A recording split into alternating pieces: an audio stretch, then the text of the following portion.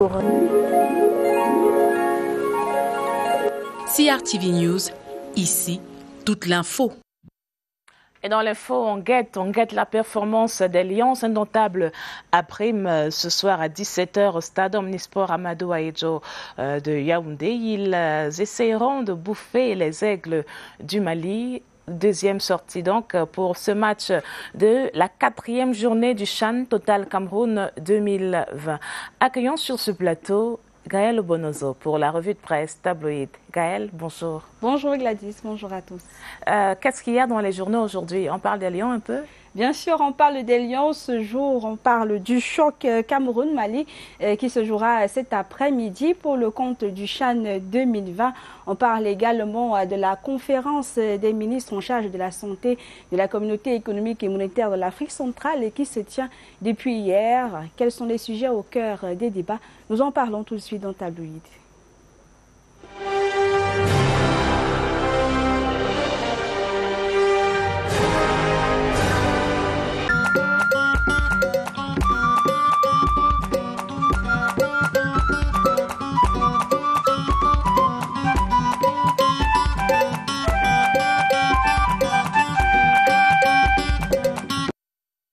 Bonjour à tous, ravi de vous retrouver pour votre revue de presse quotidienne. Tabloïd de ce jour débute par le journal Cameroun Tribune qui titre CHAN 2020, le choc Cameroun-Mali. Eh bien, en ouverture de la deuxième journée du championnat d'Afrique des Nations dans le groupe A, les deux vainqueurs de la première journée s'affrontent cet après-midi dans un match pour la tête du groupe et la perspective d'une qualification pour les quarts de finale.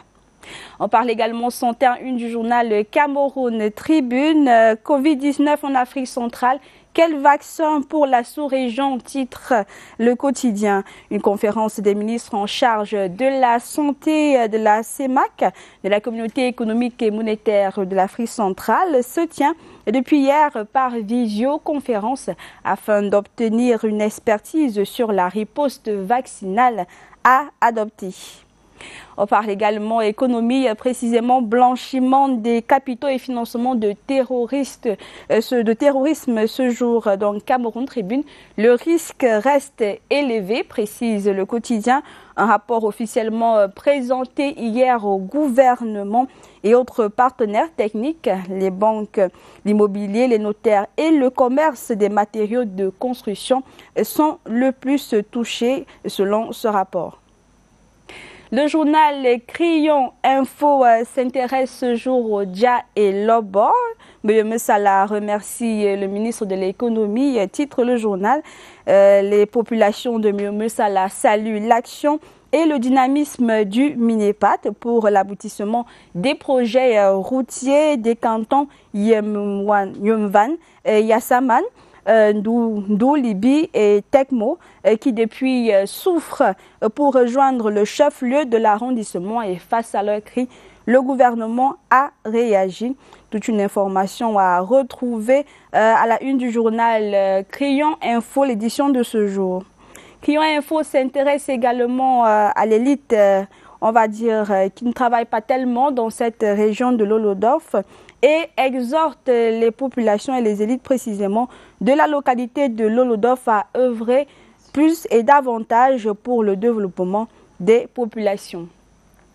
Le journal L'Action s'intéresse ce jour aux conseils régionaux. La mise en place s'achève, titre le journal L'Action.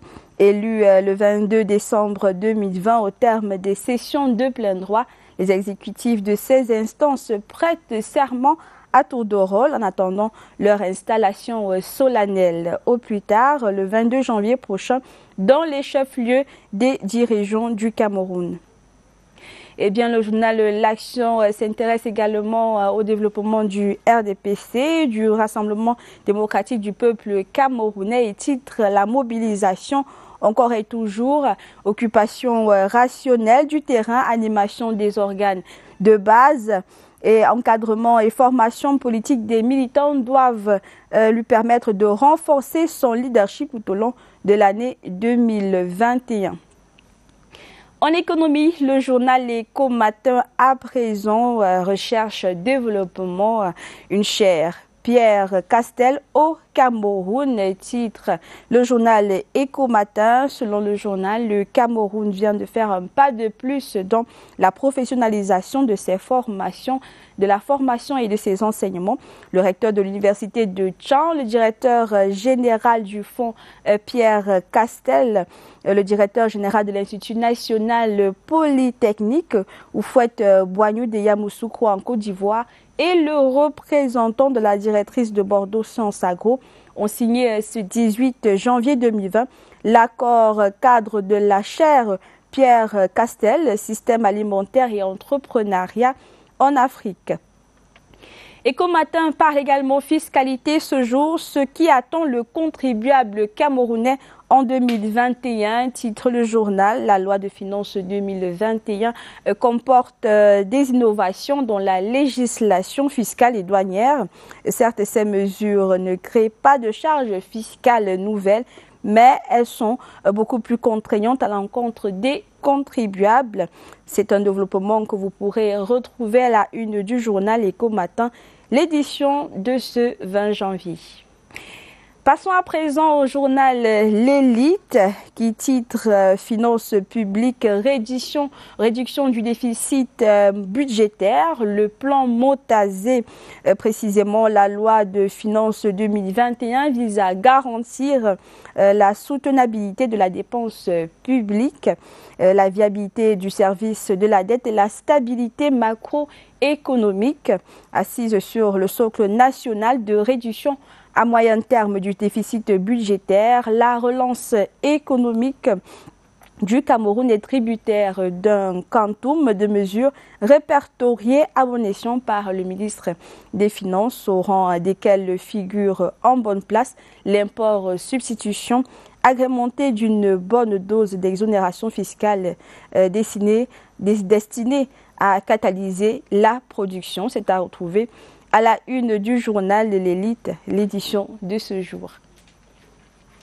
En santé, nous parlons santé ce jour à la une du journal Éco-Santé, centre d'hémodialyse de l'hôpital général de Yaoundé. Malachi Manaouda se concerte avec les patients suite à un manque d'équipes d'hémodialyse dans certaines formations sanitaires, ainsi que l'hôpital général de Yaoundé. Le ministre de la Santé publique s'est concerté avec les patients le matin du 19 janvier 2021 dans le but de toucher du doigt les problèmes que font face ces malades au quotidien.